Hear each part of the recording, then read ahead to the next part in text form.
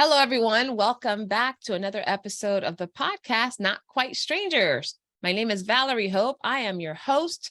And every time I have the opportunity to bring strangers together, it's a happy day. Basically, this podcast is here so that, one, it inspires curiosity, not only for you, but also for the two guests that I have. Hopefully for them to shift perspectives on something because they're sharing information, sharing experiences, sharing perspectives.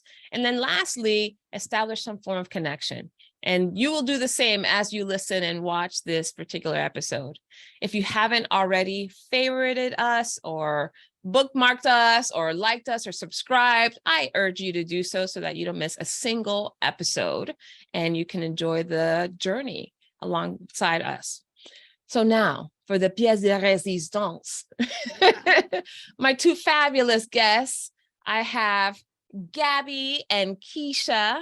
And Gabbie, I'll start by introducing you first. So you and I know each other because a few months ago, I attended a webinar on Profit First, which is the financial system that I use to run my company. And I can't remember exactly what role you had, but there was enough information in what you shared that I was like, I need to talk to this lady even more. So we set up a call where you were sharing a bit of what you do in coaching and whatnot, using the Profit First system. And I just love that you and we'd read some of the same books, had similar philosophy when it came to business and building wealth and prosperity and abundance and all those things. But you come from an accounting and finance background. So you made all those things very concrete and structured, which I was like, I need that in my life. So thank you so much for everything that you're doing and sharing. And I'm actually in one of your programs right now with some coaching around that. And as we were talking, I can't remember one of the sessions that you and I had, Gabbie, one-on-one, where I was like, oh my goodness, I know exactly who you need to meet, because the only other person in my life with whom I have as much conversation about entrepreneurship and money making and wealth building and all those things is Keisha Ricks. Yeah. So Keisha, you and I go back 15 years or something? At least 12. At least 12 years. Mm-hmm. At least 12 years. And Gabbie, I'll have you know, Keisha and I know each other because this wonderful mane of hair that I have, Keisha is responsible for. She has been my hairdresser or was my hairdresser for many years. And in that chair, all truths come out. All truth. Isn't that the truth? All truths. Right. But the thing is that Keisha since then has also built a wonderful company. She's a real estate broker. She has, not yet. Not quite a broker, but yes, okay. I'm a real estate agent. I'm a realtor. Realtor, yes. Owns property, is going into the coaching life too. And it's just like, oh my gosh, just entrepreneurship is like dripping off you, Keisha. What a great description, dripping. I'll receive that. Right? So I was just like, oh my goodness, you two, this would be fantastic. And on top of what you all do professionally, also the role that you have as mothers and wives, right? Also such a big part of who you are and how you move in the world. So thank you for being on the podcast. Welcome. Oh, thank you. Nice to meet you, Gabbie. Yes, you too, Keisha. I feel like you're going to be my new BFF, my new apparently CEO mom bestie or something. Right? Here we go. Let's conquer the world together. That's awesome. Ooh, what made you think that? What was it about what you heard or what you've experienced so far? That entrepreneurial spirit is a very unique spirit. I think entrepreneurs attract entrepreneurs, and it's a unique spirit for those who are not entrepreneurial. They work from a different framework, right? A different perspective. So when I hear of an entrepreneur who can balance, mommyhood, right? Motherhood, wifehood, which is a whole nother thing, and businesses that are thriving, that's a magnetizing force to me. So that's why I feel like we may be a new CEO mom besties. New united force. Yes. And Valerie, what you said about having that instant connection about talking about all the things. Like, I remember the conversation we had, and we were talking about diversity. You know, I live in New Hampshire. We went right there. We were talking about diversity, and I was talking about my, hopes and dreams for my children, and the learnings that I've done and what's important to me. And, also all the same authors, and how we engage in our own personal development and learning. If that is something that connects with another person, I'm like, let's I want to know more. Tell me everything. Tell me your story. Awesome. Well, you guys are here, and I think it would be helpful to start maybe for each other to share. I know I told everyone a little bit about how I know and experience you, but maybe tell us, what do you do? Like, what's the game you're playing right now, professionally or personally, whichever one you want to start with. I can go first. Go for it. So yeah, as you mentioned, I live and breathe profit first, and also money. I go by the Profit Mama, and honestly, it's interesting, Keisha, when you talked about entrepreneurial, I had never expected to be here. And I think that we all carry around these beliefs about who we are and what box that we are allowed to live within.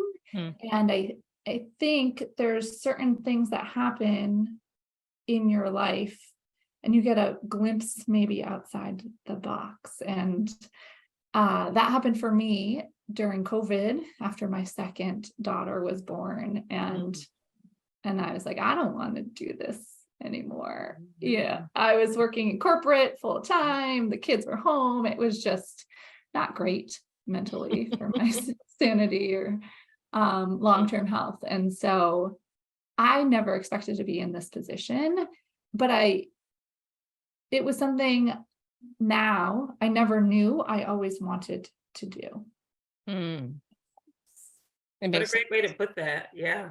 Something that you never knew that you always wanted to do. And it's interesting, the perspective you have looking back on all of the points, all of the journeys, all of the lessons learned, all of the relationships built, and how it was, guiding you, or, leading you on the path. Yeah. Wow. So that's awesome. I know for me, in my early 20s, after I got out of college and I was working corporate, I was just telling my 18 and my 19-year-old the story yesterday, that there was a seat arrangement done, and I was seated, my cubicle was seated in the front part of this high rise, right? This high rise building, huge pane windows. And I turned my chair around one day, and I was looking out the window, and I saw all these people going back and forth, right, on the highway. And I thought, now, how are they free and independent and able to do and move around and be? And I'm stuck in this, on this corporate treadmill. And that was in my early 20s, not long after I graduated from college. And I thought, I want to know what they're doing. I need that life. And so I really feel like that was my awakening. That's when I first started thinking about other options, right? And so I would keep a journal. I've kept journals forever. And I would start to write down like all these different business ideas. But about 12 years later is when the opportunity came. And for you, Gabbie, to say that, you didn't really expect it, but you realized it was something that you never knew you really wanted. It happened to me in a very unique way. So I remarried. We had a 3-month-old, and we had only been married less than a year, and my husband got fired. And I was actually staying home with our 3-month-old, and then we had an 8-year-old. I have my 8-year-old daughter from a previous marriage. And my husband got fired from his job for choosing his family over the job. They wouldn't give him time off. And so he was like, listen, y'all do what you need to do, but I'm not, this is a deal breaker, right? So he got fired. So we found ourselves like literally without income. And so I thought, in the moment, as soon as he came home and he was like, they let me go, I thought, we're starting a business, and we're going to start that business today. Okay. And that was 20 years ago. We have been married 20 years now. Our anniversary is in March, and we have literally been entrepreneurs since 2003. And so it didn't happen the way I thought. I thought I would have all this capital and I would be able to start, from my passion and all these things. No, we literally started a cleaning service that day. We started knocking on apartments and saying, hey, can we do your make readies? We started doing home cleaning, and that business sustained us for 8 years. We scaled that business and now have scaled 3 other businesses to more than 6 figures. So the reality is, it didn't happen the way I thought it would, but it happened. And it was really an expectation of mine, but it has now, literally gone beyond my wildest dreams. And as my husband always says, and we're just getting started. So Talk about testing a relationship, a marriage, absolutely, a newborn, and a business. Absolutely. And to go a little bit further, the crazier part, now that I reflect, because this has really been a reflection year for us, now that our children have, they're emptying the nest. Our youngest just graduated from high school. And as we look back and kind of go back and acquaint ourselves with the emotions that we had at the time, my husband had this large popcorn tin of coins. He had been keeping this popcorn tin and adding to it for like over a decade, right? He brought it into the marriage, right? And so when he lost his job and we found ourselves with no income, we literally started that business with $500 in coins from that popcorn tin.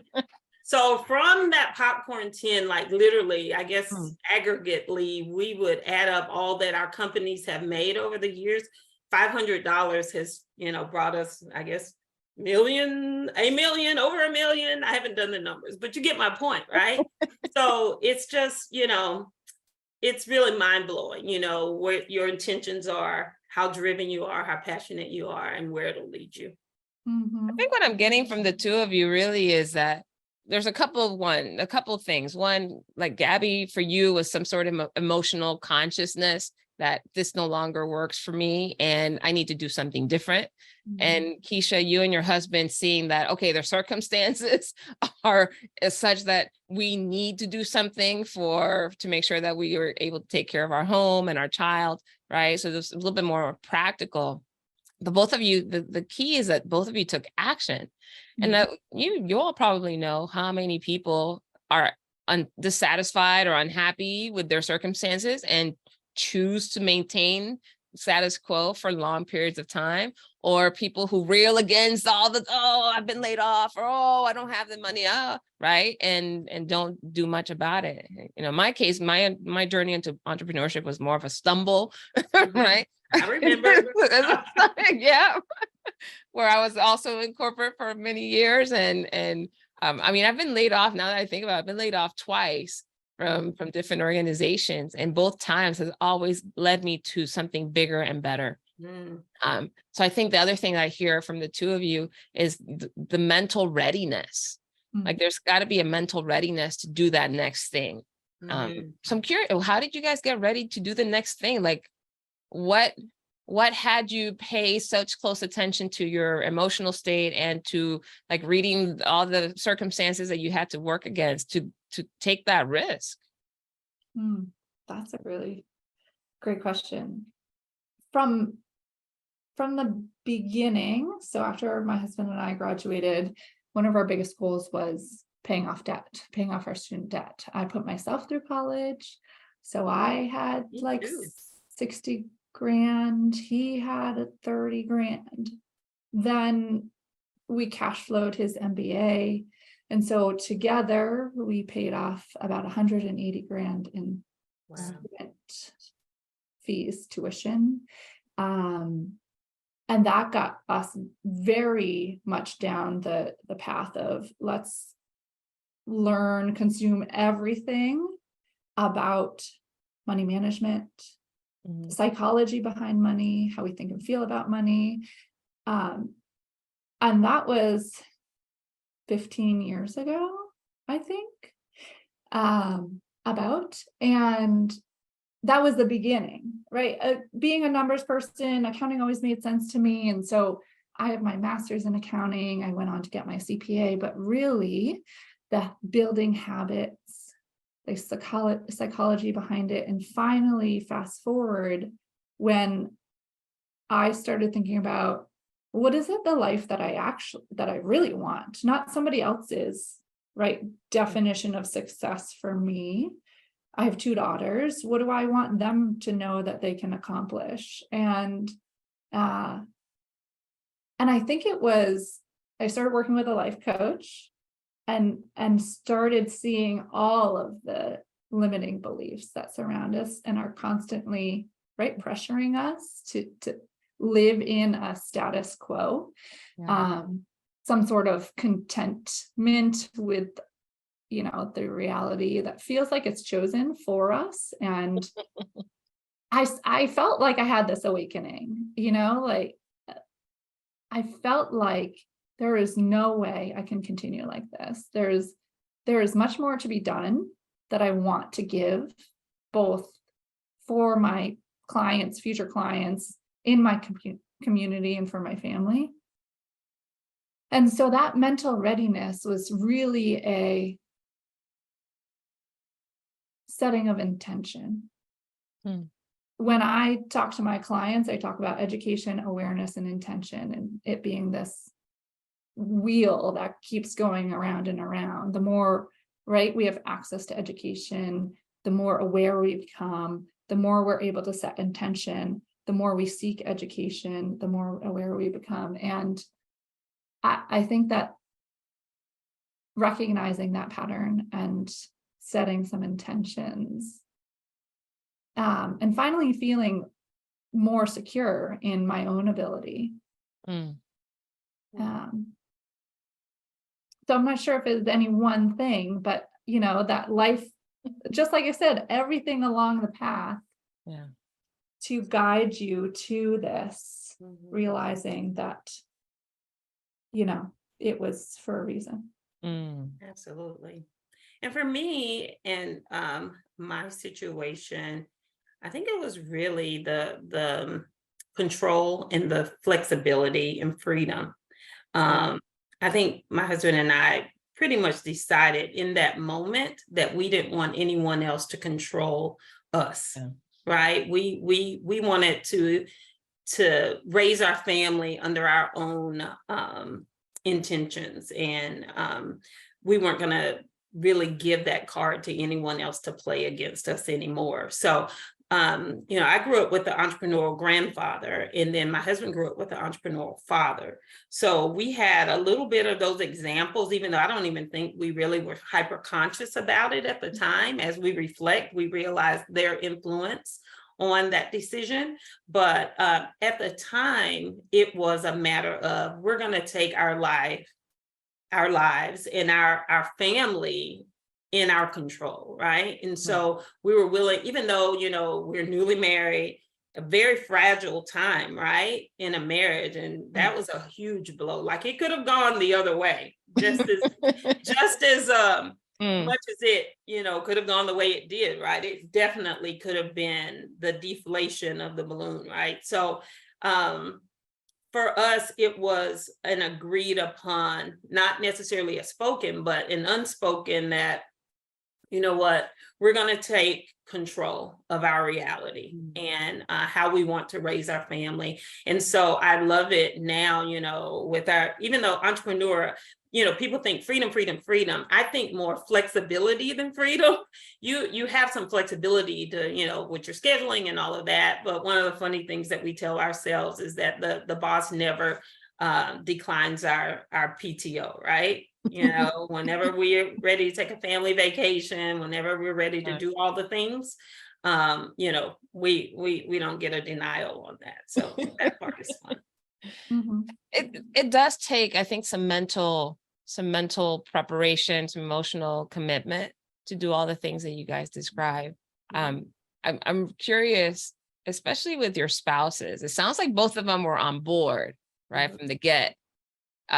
Was there any point in time where, I don't know, maybe I'm reading too much into this when it comes from what from a woman's perspective, wanting to set something up and start things going, was there any challenge when it came to like the gender roles and how you all were, because it sounds like you guys were the impetus, right? You kick things off. So how did you negotiate that with your spouses, if there was any negotiation at all? That's funny. Were they down for it? Were they like, oh yeah, I think my husband was completely shell-shocked, right? This was his first marriage, so it was my second. I was accustomed to a little, struggle, right? And so I think he was completely shell-shocked, and he was willing to do whatever at that point, other than fail, right? So when he came home and said what he said, and I said, we're going to start a business today, he was completely on board. And one of the things that I really love about our relationship is we don't have gender roles. Even 20 years is a long time, so we've had ebbs and flows, and made other decisions or considered other decisions. And I remember one time I asked him, once our second son was born, the boys were born 19 months apart, and I actually considered going back to my corporate work experience, right? Working back in telecom and, working in real estate, in that telecom field. And I asked him, I said, would you consider being Mr. Mom? And it wasn't really about gender, because he's great at home and, doing all the things, cleaning. He's more organized than I am. It's just more of his natural inclination. And he's great with the kids and all of that. But he was like, no.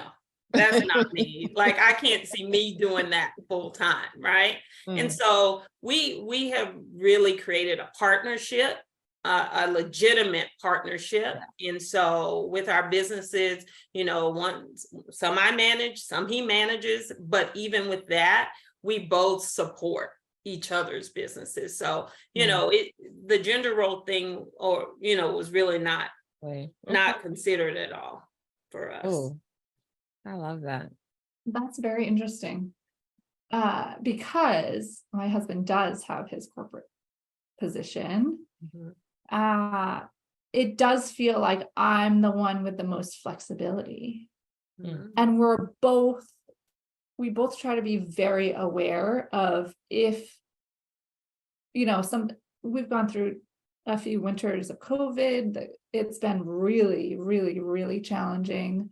The small children, we have to stay home, test them, right? Like exclusion and we try to be very aware of, am I staying home or am I taking the day off because it is our choice, like my choice, or because it feels easier as a default, right? Like as an entrepreneur, I like to say your income potential is limitless. Yeah. Truly limitless, right? You have the capacity, the opportunity to make as much money as you want. Absolutely. And so when we choose for me to take the day off, we are very try to be very aware, right? It feels easier because I can say like, hey boss, can I have the day, right? Or the relationships I have with my clients or the people I'm talking to, prospects and other networking, that feels very genuine and authentic. And that's the reason you said earlier, Valerie, I don't know if we were recording or not, like this is like having a coffee, right? With a girlfriend and that's how I wanted every conversation of my business to be, like a mom coffee chat, right? You meet up and you talk about real life. And so I like that my relationships are very real and people know at the last minute, right? I might have my kids home, but we try to be very aware and intentional about who is responsible for the kids, who is responsible for right? What are our strengths? What are we playing into? And right, how do we make things easier for ourselves? Yeah. So that's a really interesting question. I do think that when I started this business the past few years, I feel like we're in this wave of like a mom movement, like the moms pushing back, right? So you see all the memes everywhere, right? And like, what about the support? Let's share all of the maternity and paternity, family leaves, and a big push for that. And I think that I try to balance my very great relationship with my husband, who is very supportive, who does thank me for doing things that we both do. And we try to call that out. So our relationship, right? Like our energy vibes are up here on a team. And often I forget that isn't always the status quo, right? Like I'll be having a conversation and somebody's complaining that I say, oh, and I usually do think about the groceries, and I'm usually the one who is ordering them or taking the kids to the grocery store. But you know what? Like, and he says, thank you for handling that. And then somebody says, oh, at least so, like, I can't even get him to tell me what he wants at the grocery, my partner. I forget, right? Not everybody. That we have chosen and set our standards as a team so high in order to continue the life that we want to.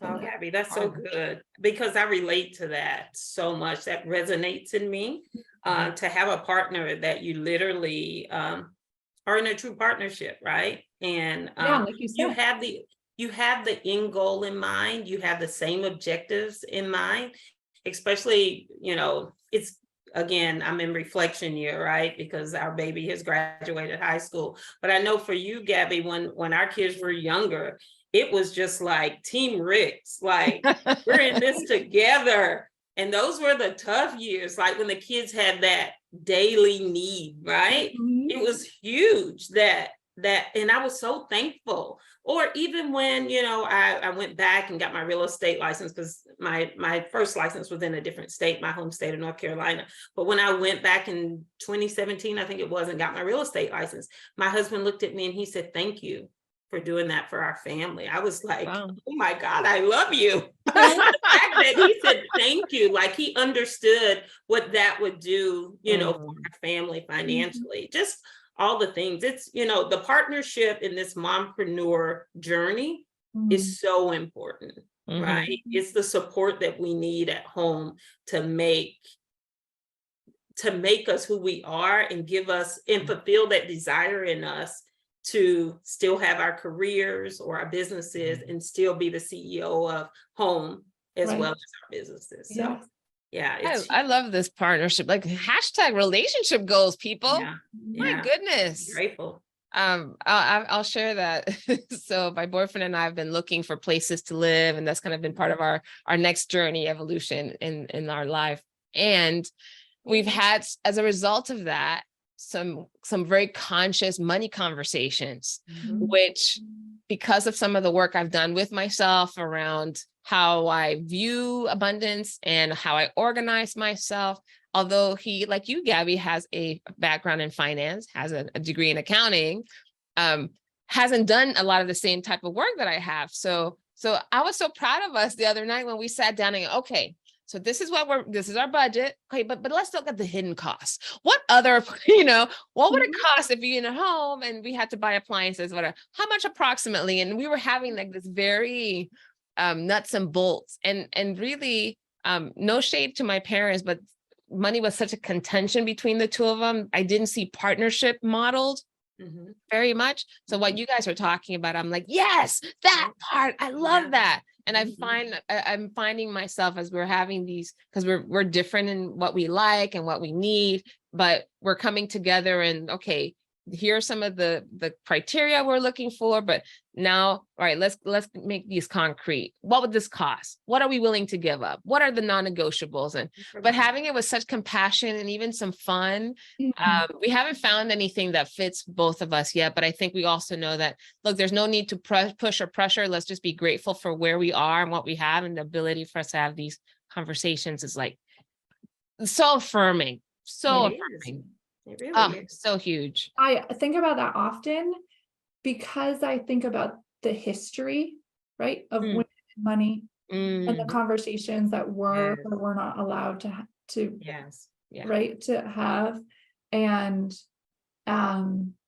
even in relationship building, talking about modeling, I didn't have great relationship models growing up. My parents are divorced. I never knew them together.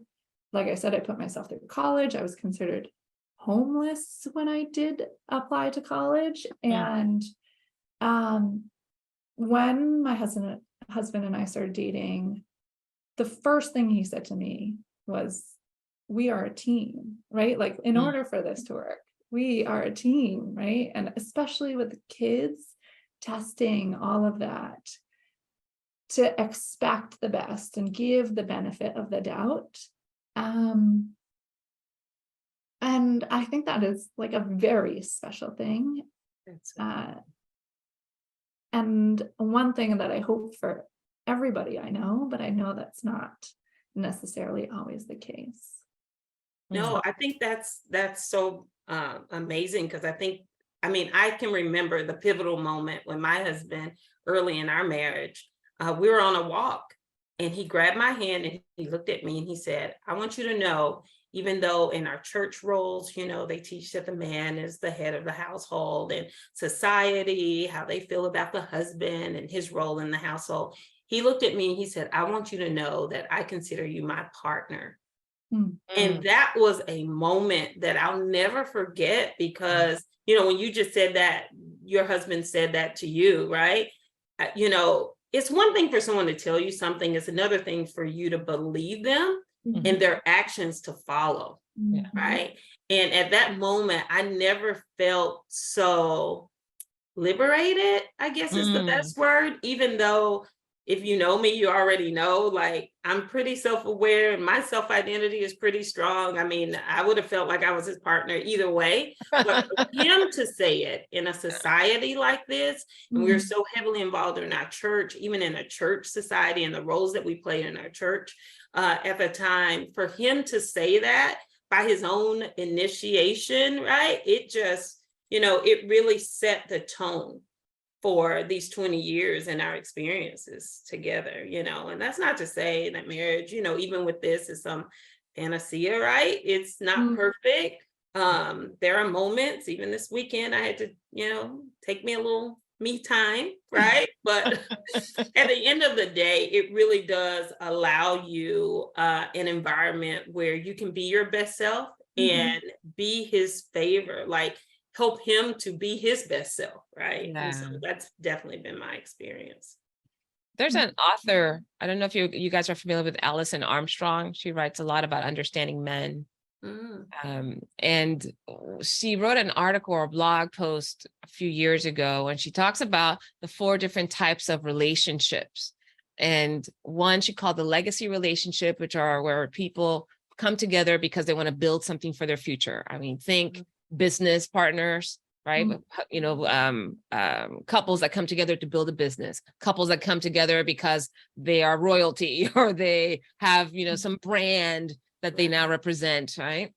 Then she said that there's also the supportive model, right? The supportive model of relationship is there's someone that's doing something, and they need they need their partner to be the support system, either supporting by bringing, you know, the money, you know, bringing home the bacon, or supporting by making sure that all the household is run in such a way that everybody can take care of what they need, right? Or just providing emotional support even, right? And encouragement.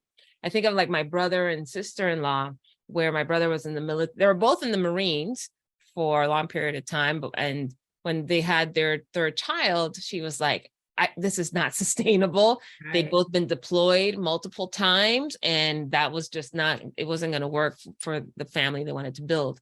And so she became a supporter in his life and decided to leave the Marines. And so he continued his career. And then it was just a matter of managing the household like that. But then the Alison Armstrong also talks about a companionship, you know, maybe just somebody to go for walks with, or go to the movies with, or go on a trip with, right? That there's a the pull for that type of partnership. And then the last one she calls the karmic relationship. And the karmic relationship is all about people who are there to sharpen each other because their growth edges are being stimulated by the other person, right? And as you all have, the two of you have been sharing your journey and your relationship, I see aspects of all four of those models present, right? Mm-hmm. Where I'm like, oh my gosh, a relationship could be all four, depending on the season, right? Depending on what you guys are up to, what's the game that you're playing, as I like to say. So I find that fascinating that there's a way to kind of tick the boxes in each one of those camps. That's very interesting. Yeah, I definitely think marriages are multidimensional, right? The needs that you served, 2 years ago may be completely different than the needs that you served or were served, today. So absolutely, I can see elements of each of those definitely in my marriage. That's cool. What questions are coming up for you guys? What questions would you like to ask? One of my favorite questions that I like to ask everyone I meet, and I can tell you the backstory about the question. I read this book called Becoming Better Grownups, and I find that one of those rules I always told myself was I don't have an imagination. My brother was always the imaginative one. I like to be creative and artsy, but sometimes it can be really hard to play with my kids. And this book called Becoming Better Grownups was all about, why we as adults have to be serious all the time and why do we think this? And actually, sometimes more happiness comes when we let go of the rules, right? Like we've talked about, and try to become more of a kid again and see the world for the first time and be more curious and ask all those why questions and be really annoying. And one of the questions that came up from a story he told in the book was not asking, like, what do you do? Asking, what is it that you absolutely love about what you do? Because that's what feels like what matters to who you are. So I'd love to know that, Keisha. Wow, I love that question. And the first thing that comes up is that I love to serve people. I love to serve people. Years ago, when I was, on this quest to learn my purpose, right? I realized then in all of my searching that my purpose wasn't tied in the identity of a certain, business or job or whatever. It was broader than that. And what I realized and learned about me is that my purpose is to serve others, right? From my overflow, I share with others because I don't think that it's by happenstance that I kind of live in the exclamation point of life. I live in the overflow. Like I'm naturally a positive person and I'm always seeking to share and serve. And so, with my salon, with Valerie for 12 years, we established an amazing relationship. Not because, yes, I maintain this gorgeous head of hair of hers, but it was really out of serving her from my overflow, right? We talked about some amazing things. And I really did that with so many of my clients. I've been able to garner some amazing friendships. I wasn't the only one. I know. It's hard to believe. But I do, and I value those relationships, but it was really out of my heart to serve. And even now, as with real estate, of course, not only do I, help make people's dreams come true, with their homes and all of that, but there is a deeper connection that I am very intentional about making, that I want people to feel that, right? It's not just a transaction, it's relationship. And so same with my coaching practice. I don't think I've had an opportunity to really mention this, but I decided to get a coaching certification, and that program started in April, and it's been very intense. It feels like a an accelerated MBA, right? It's very intense. However, it's taken a lot of my time this year, and it's not over until October. And I travel next week to Atlanta for a 4-day intensive with this coaching program. And I'm super excited about it and all the things. But I'm so tied to the benefit that my clients will get. So I'm really, my theme is really my zone of genius. My goal is to help moms thrive as the CEO of home and business. That's the whole theme of my coaching program. So it's business, finance, and mindset, but it really is serving these women. And every day I kind of get up and I take some time to think about, like, how are they going to feel? You know, what will they get out of my coaching? What benefits will they draw from it? You know, how is it going to revolutionize their lives and all those things? And that really comes from that overflow of, I've kind of been, if you're familiar with Titus 2 in the Bible, I've kind of been that older woman teaching younger women. You know, I'm asked a lot of questions. People call me, a lot of women call me auntie, a lot of younger women that I know. And, you know, I just love to serve from my overflow. So that's kind of what I think what you love about what you do. Supposed to do. And it's what I love the most about, you know, you can put a title on it, whether it's, you know, salon owner, stylist, or, you know, realtor or coach, is really about serving from my overflow. And that excites me. That wakes me up every day. That's my jam. I love that. I've never heard that before, serving from my overflow. I feel like historically I've always been a people pleaser, right? Like all of these oldest Capricorn likes, you know, to be acknowledged and so I find that I always want to be doing more. And I've done a lot of work over the past few years on giving myself some grace and some compassion on you are enough, right? You're doing enough, and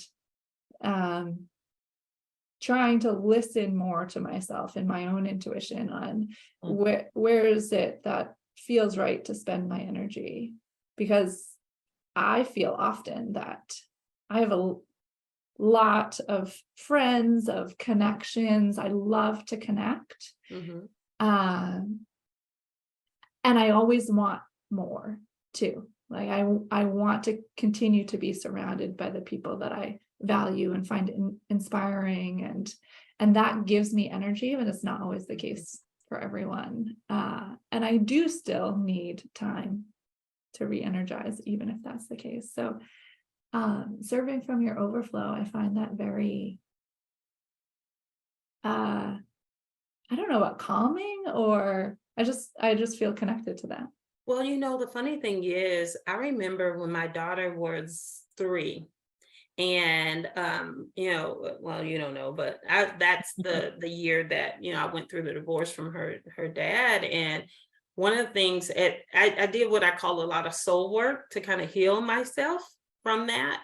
And so I read a lot, and I remember Oprah, of course, we know, has been a master teacher forever. And I would videotape on a VHS, VCR, for those younger millennials who have no idea what I'm talking about. I would program the TV to videotape her show every day. And Iyanla Vanzant was a guest on her show quite a bit back then.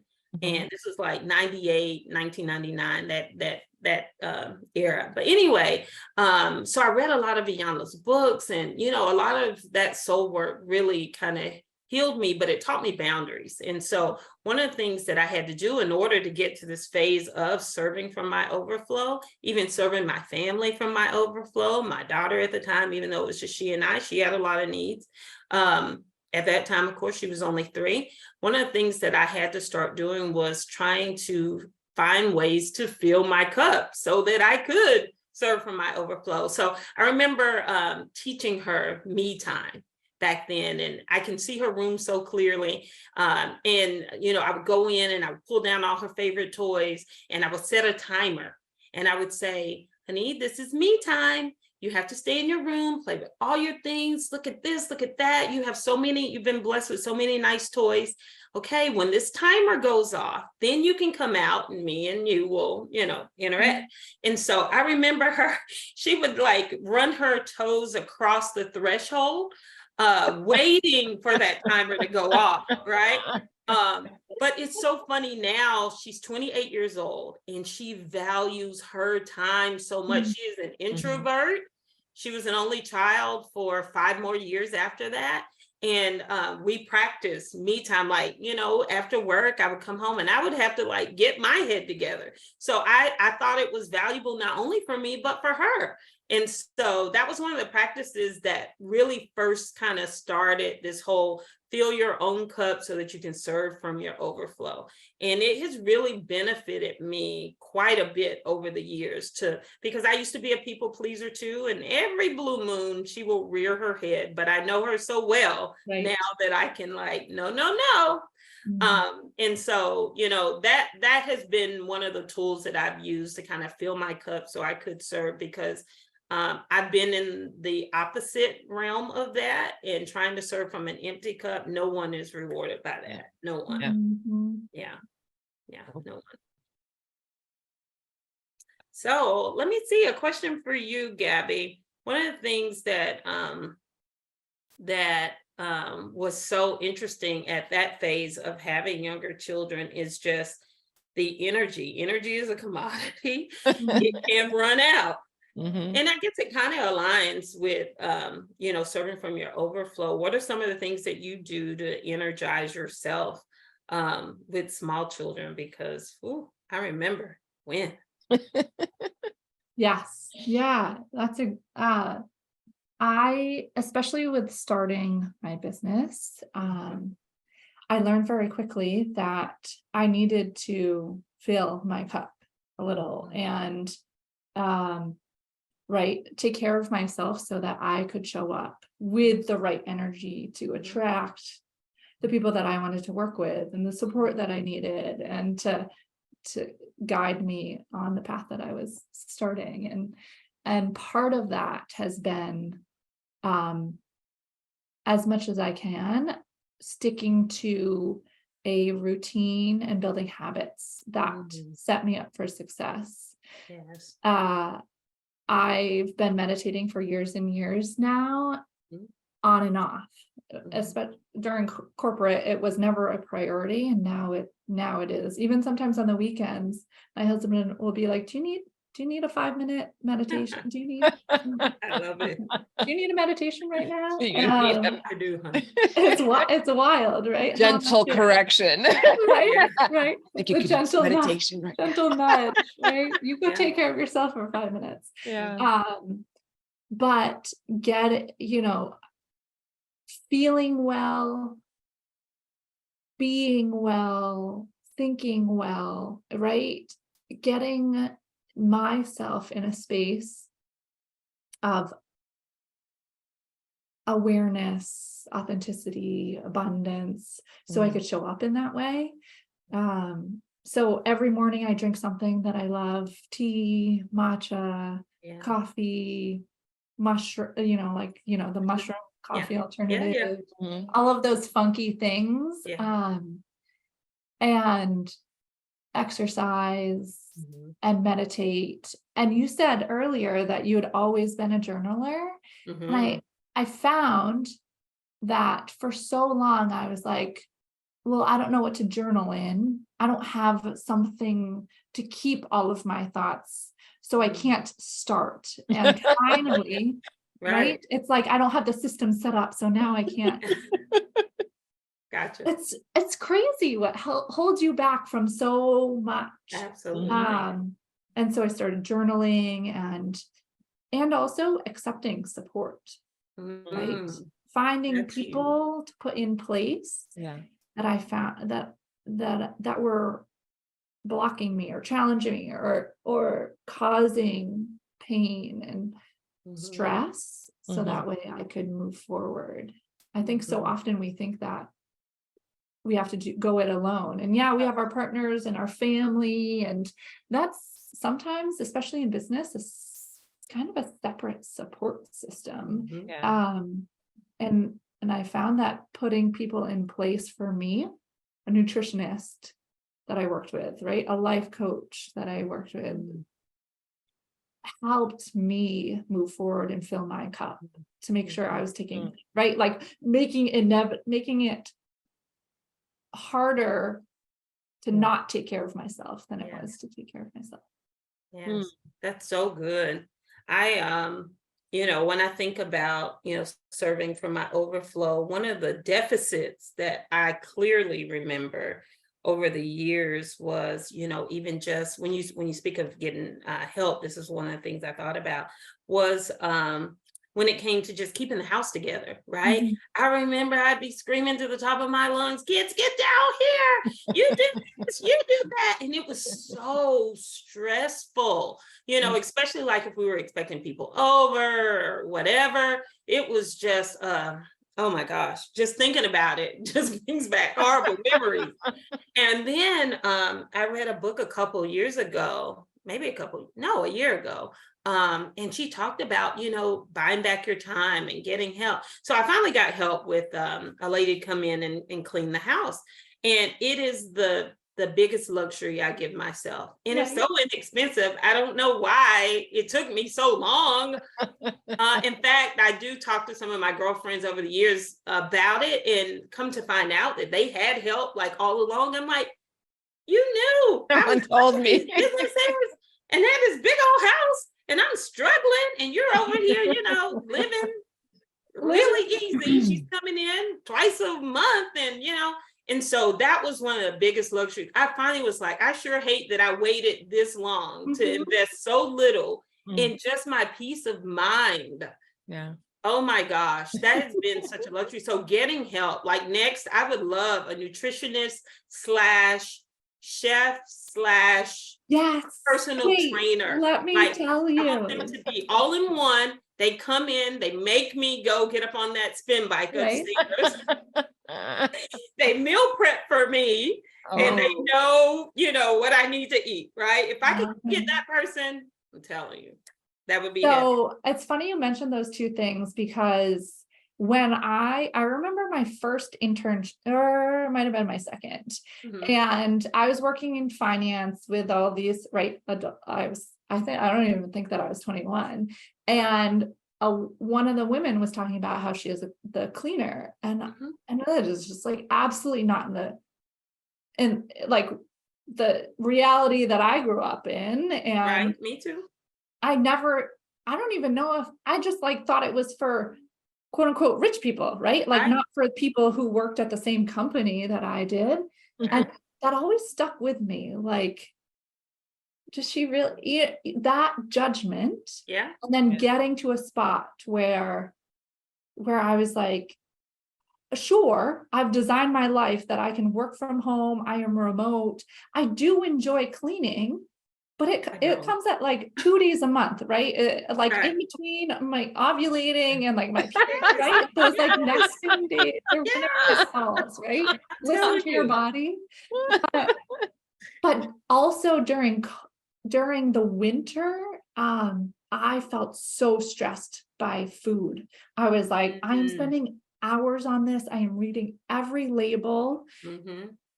And I still don't, I'm spending, right? I know what I spend on everything that I buy each month. And I was like, it's exorbitant. Right. I'm going to do a test. If I have somebody come in and meal prep for us, I bet my hypothesis was that I would save money. Absolutely. By paying somebody to come and prepare. Yeah. We spent about the same amount of money because our groceries went down that much. That's awesome. And the time, like we did it for a few months. It was wonderful. The timing didn't really work out as we got to summer, but it was a great experience. And I find that, right, by designing the habits that you want to have in a way that it makes it harder not to do that thing, right? That's the answer. you are designing the life that being so intentional about the The things habits, the systems, right? even down, similar to you, but one of the things I did, maybe probably the boys' last couple years of high school was similar in thought. And that was, how can we, reel in this food budget? And also, how can we all have nutritious meals and they be easy and quick? Because of course, that's what every family wants and needs, right? So I remember finally I was like, and I was still working in the salon. It was taking a lot of my time and I was selling millions in real estate. I was like, what is going on? Like, let me figure out a new system, because I used to, when they were younger, I had 3 crock pots. And on Sundays, I would prepare 3 different meals in the crock pots. Wow. And that was food prep, right? That was meal prep. I'd break up everything, put it in the fridge, right? And that worked wonderfully, right? And I used to share that tip with everybody. And it was like, I never thought of that. That makes so much sense. That's making my life so much easier. But outside of that, in these last couple of years of high school, your kids and your family's palate changes and all that. They were sick of the crock pot meals. So I did like HelloFresh. And that was wonderful. Like knowing that it fed 4 and knowing, the instructions were in it and, looking at the meal cards and choosing what meals, it just worked. I was like, look at this. This is wonderful. And that lasted a couple years. The boys like, what's for dinner? Hey, go get a HelloFresh out the fridge. You can put it together. Cook it yourself even. Yeah. Oh, DIY your dinner. Yes, absolutely. Oh, that's a real secret as a mompreneur, even down to, laundry. My husband was always really good at helping these kids be independent. So like around 7, 8, our boys have been doing their laundry since they were like 8, old enough to operate and, put the pot in and all of that. And I'm telling you, every time they would bring their bin of clothes or hampers down the stairs, I would be like, hallelujah, I don't have to do that. That's one less thing. I'm already thinking that way. I never worried about sending them off to college and not knowing how to wash your clothes or how to cook. Survival skills. Exactly. And I did the same thing with my daughter. People thought it was so brilliant. I'm like, what? Like, we literally had this whole like life skills little guide that I created. Like, she was 14. We opened her bank account. Did the same thing for both the boys. You get your debit card, you get your allowance in there. And then, you go to the store. My daughter was a Target fanatic, even back then. And she would go and buy her, personal care items and all the things, just get used to living independently. And I think it's a trauma response when parents want their children to be hyper dependent on them. I really believe that. And it's so not good for your children. So we've been really good with helping them to be independent or become independent adults. And on top of that, that's been their contribution to the family. You can take care of yourself. Do your own laundry. I'm telling you, the laundry thing, man, that's that. If you can teach your kids to do their own laundry early. I was just talking about laundry and my kids are 5 and 3. And I was like, soon. I think soon. Sure, come in. This is how you start it. Right. This is the button. This is like, you're right. Towels is the one that starts with a T. You can go ahead and turn. Absolutely. You can put little stickers or something. You don't have to even teach them right now. Right. And that was one of the things I was going to ask you also, Gabbie, is how did you and your husband, or how do you guys kind of protect the sanctity of your marriage with your children? And I want to give some examples because that's a little deep question. So I know for us, we shared a bed while I nursed, right? So all 4 of us, when the baby came along, their boys are 19 months apart. We were all in the same bed. And I was nursing, I passed one. I remember we used to shower together and you hold the one and you wash him while right? I mean, it's the reality, right? We used to do all that stuff together, which, again, just the partnership I'm so grateful for. But we did all of that. And then I finally remember my husband saying, you know what? These boys got to go. They got to get out of our bed. And literally he talked to them. One was 3 and one was 1. And he said to them, he's like, you have your own room. You need to sleep in your own bed. Today's the day. And so they were so cute. He would tell them, don't knock on the door, wait until we open it. And they would bring their blankets and their toys, and they'd be right there at our door. And we used to giggle. We used to think that was so funny. They used to put their little fingers under the door, but they were so respectful. They never, come in, never all that drama.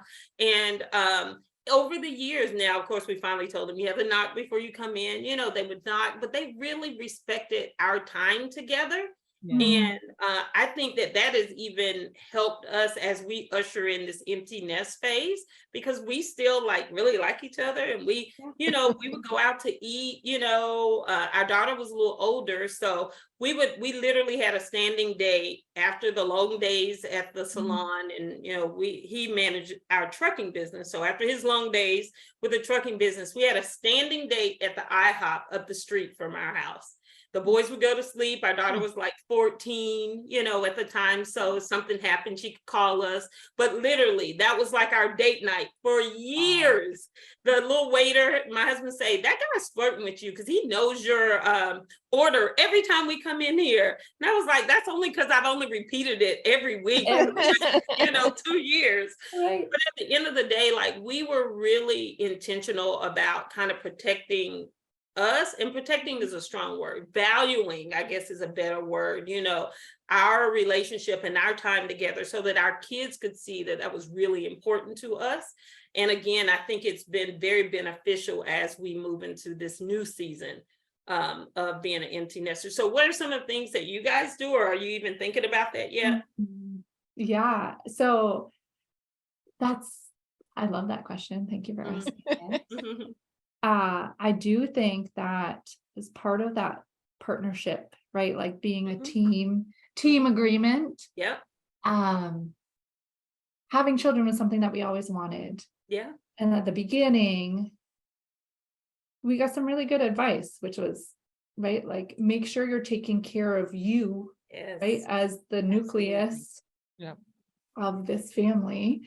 And it can be really hard. My oldest, I have so much empathy for. I was so attached to my mom. I feel me and her in that attachment. I get that. Thankfully, we never had to stop a habit of them being, I was such a baby about sleep. I was they are in their own rooms. Right. And now they kind of crawl in the morning, and if we're not up in time, then we snuggle, and then I'm we've got to get out of the house, right? But I try to soak it up, right? I'm not for sure. When I was in corporate, I would drop them off at 6:45 for the oldest, and be at work at 7, and then be rushing out, feeling terrible that I was leaving my team to go get my kid to have barely an hour before she went to bed.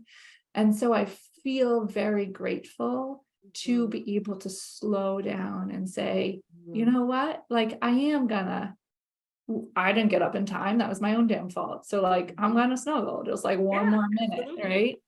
And I think that having that agreement of us as a team, and wanting, I think therapy, everybody should have it and should have access to it. And, but wanting them to start from, a little bit higher, advance, right? Higher up, and have some more tools in their toolbox. And by modeling those things, and by trying our best to have the best relationship that we can have, to show them, this is how I want you to be treated, and the love I want you to find. And absolutely. And yeah, we just redid our bathroom last year or 2 years ago, and we have a double shower. And the kids get in there, right? We're go on in there. And, when they're younger, he would help feed. It's just a sharing of all of the responsibilities. Yes. And being as honest and vulnerable as we can be. with each other on our needs, what we need right now, what we're feeling like that thing really frustrated me. And whatever's going to come out of my mouth next is not going to be kind. And I need to go take that 5 minutes. I need to meditate. Yeah. I need to go regroup and Right. kind of come back with some perspective of what it might feel like for you being in whatever situation we were both arguing about. But I think that in the end that you had talked about, having the goal in mind of all of this is temporary, Yes. of all the children and the little ones, and my oldest is going to kindergarten, so I'm feeling like the grief of I know. of the beginning, what feels like the beginning to the end of their like baby stage and into adolescence. Oh, yeah. But I think that all of those things together in that family team, and really, like you said, enjoying being around, I lecture my family members. They probably they probably just, sometimes they're like, okay, Gabbie, enough of the lecture. But I'm like, choose your words, right? I'm trying to model this for my children, and them seeing you speak to each other like that. Like, I'm uncomfortable, and I'm sure it makes them uncomfortable, right? It's like, I know you love each other, so why don't I see it, right? Yeah. And You I think definitely trying to have change that. Yeah. I think you guys had a prediction earlier today about this BFF forming here, because I can already feel it. Oh, yeah. Because we have come to the end of our time. No. I know. Wow. Wow. Oh my gosh. And you have dropped such wonderful wisdom, not only in the modeling that you're doing for your family, for your children, but I think for other mothers, not even just mothers, other parents who are wanting that partnership that both of you have described, wanting that ability of being that self-aware about what your needs are and how to fulfill yourself and also serve others. I mean, there's such rich conversation. So I'm always like, I don't want it to end. And I would encourage you all to continue the conversation beyond this podcast. Yes. So I wanted just to ask a couple questions about just the experience today. What are we taking away from having met one another? What are you taking away from this experience? Oh, wow. That, again, I think your objective of you being from two different worlds, there's so much that you can relate to other people's experiences. We're not that different, and I tell my children that all the time. Humans are not that different. Our Earth experience is very similar, has some of the same elements. Everyone wants to be happy. Everyone wants to thrive. Everyone wants the best for their children. People want to stay in love with the person that they married. Nobody wants to go into a marriage thinking about they're going to divorce. Like, all the elements are there. And so that's my biggest takeaway. And I am just thrilled that I do have a new BFF CEO mom in Gabbie. I'm going to follow you on all social media platforms. And I'm just so grateful, Valerie, for this opportunity that you created. You had the insight and the inkling to create a platform to bring people together with some common denominator, right? But that common denominator doesn't necessarily always fit. But in this case, I'm really grateful. So thanks for having me. Oh, it's been my pleasure. Good. And some common denominators fit. Oh, yeah. Yeah. I remember that conversation we had and our discussion on self-awareness and my hope for I live in New Hampshire, which is, it feels like a whole nother world. When I grew up here, but moved back from Boston, and I was like, am I doing the right thing for my children? Right? Am I doing the thing that will allow them to experience the world of diversity that we do live in? And Valerie was like, well, what do you mean? You can connect with anybody all over the world and make connections and relationships. And I love that. Not only is that a priority for you, Valerie, you executed on it to make it happen for other people. And so often we can do the self-development, right? And go to the workshops on social justice and read the books. Yeah. But I value the execution of bringing people together to have conversations and to connect on a level of, right, our shared humanity and oneness. Beautifully stated, both of you. And it takes the willingness, right? None of this, I mean, I could have a podcast all day long and plenty of people that say, nah, no thanks. I'm not Wait, sure. I need to ask, has anyone ever said no to you? I've had a couple. Yeah. I'm not Primarily here for- like, hey, what podcast can I be on? Let me talk. That's hard. Well, let's just say this. I also know how to pick them. So I tend to find people that I know would be willing for the most part. I have had people who have never been on a podcast before. And this was like their first thing. And a lot of them just said because they trust me or the relationship we had made them feel comfortable enough. And some people just don't feel comfortable putting their stuff out there in these ways. And that's fine too. It's seldom that I get a no, but I have. And it's okay. Yeah. But I think, like I was saying, I think is your willingness, the two of you and your willingness to share about yourselves personally, because that's what it really takes, right? We could sit here and talk about, the 3 books that you read in entrepreneurship and what difference it made, or how you go about managing your finances and how do you raise capital for your projects? We could talk about that stuff. We didn't even get into money. No, we didn't, right? But that's the thing.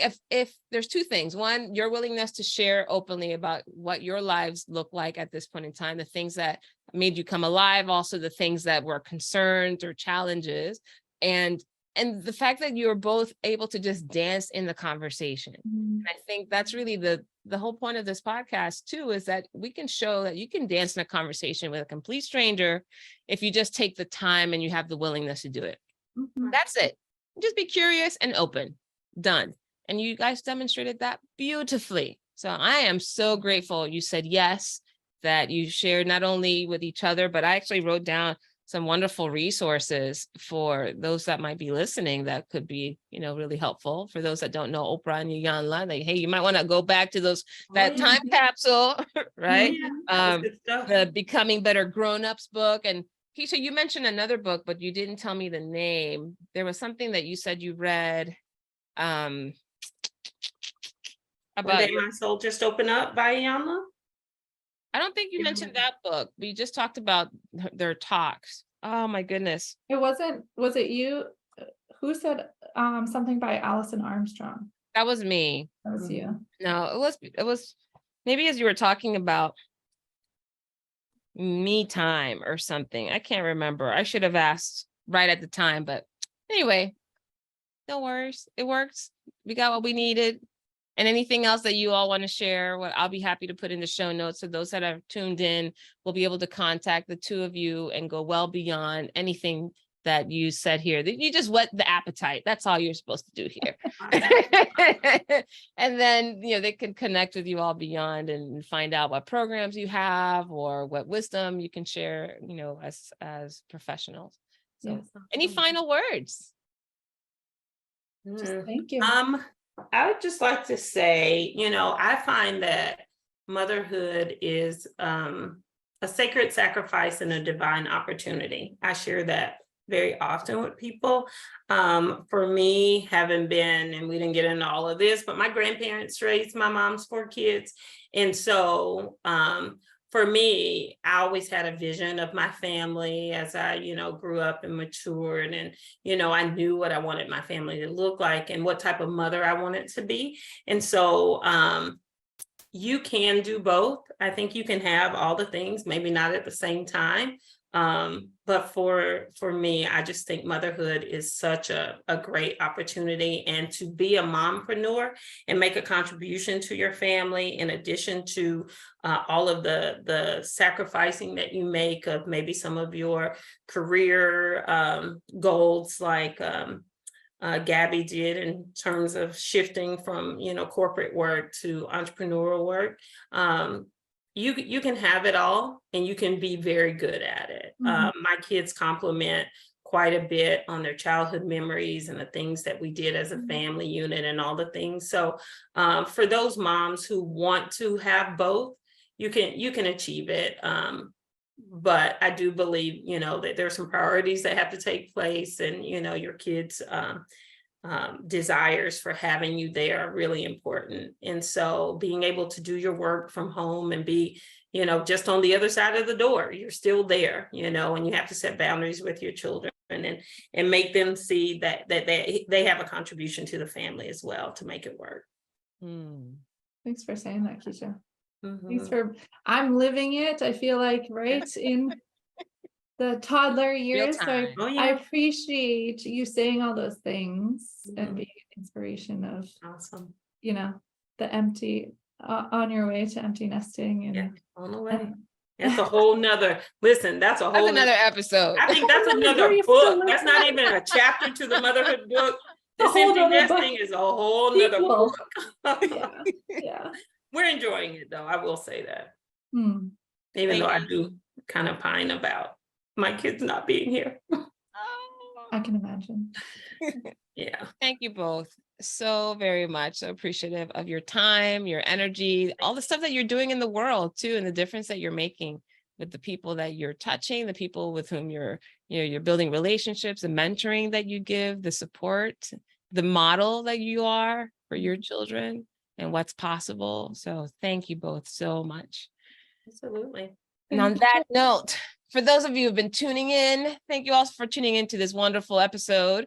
Hopefully you got some nice nuggets of inspiration. And if it wasn't for you, you know it's for somebody in your life that needs to hear it. So please pass this along. Again, favorite us, bookmark us, like us, whatever you need to do on your favorite podcast platforms so that you don't miss an episode, and that you can make sure that this particular episode goes to the right ears and right eyes. All right. Thank you all so much for tuning in today. Have a wonderful rest of the day. Awesome. Bye.